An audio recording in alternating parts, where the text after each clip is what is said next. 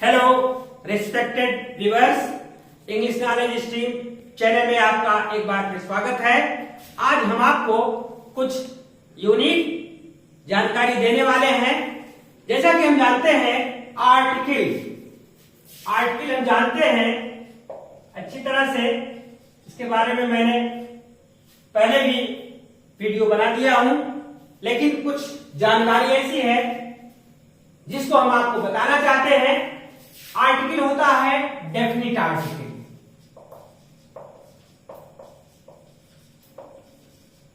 और दूसरा होता है इनडेफिनिट आर्टिकल।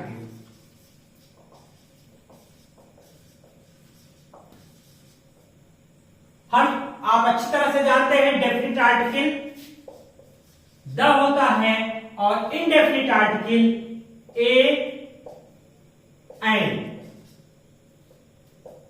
लेकिन आप यह कभी सोचा कि ये द डेफिनिट आर्टिकल कैसे है? ये किसका एब्रिविएशन है, किसका संक्षिप्त रूप है, और इनडेफिनिट आर्टिकल किसका संक्षिप्त रूप है? रियली वास्तव में ये दोनों होते हैं एडजेक्टिव। ये एडजेक्टिव का ही रूप होता है। जैसे जो द होता है, ये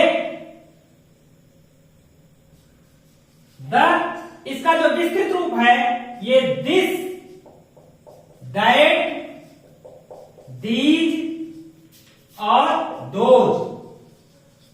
ये इसका शॉर्ट फॉर्म है और इसका विस्तृत रूप यह है। और यह होता है एडजेक्टिव ऑफ डिमॉन्स्ट्रेटिव एडजेक्टिव। तो क्या कहते हैं? डिमॉन्स्ट्रेटिव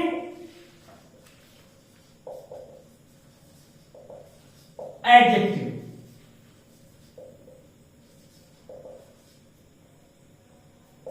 अब देखिए, यहां पर अगर दिस कर दिया गया, सपोज ये हम दिस पेन कहेंगे तो ये निश्चित हो गया कि यही पेन है। और अगर दैट पेन कह देंगे या दैट चेयर कहेंगे तो वो निश्चित रूप से वही चेयर हो गई।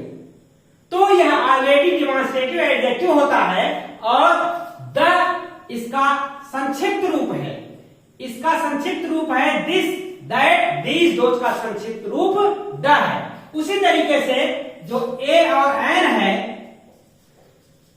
ये इसका जो विस्तृत रूप होता है ये वन का संक्षिप्त रूप है।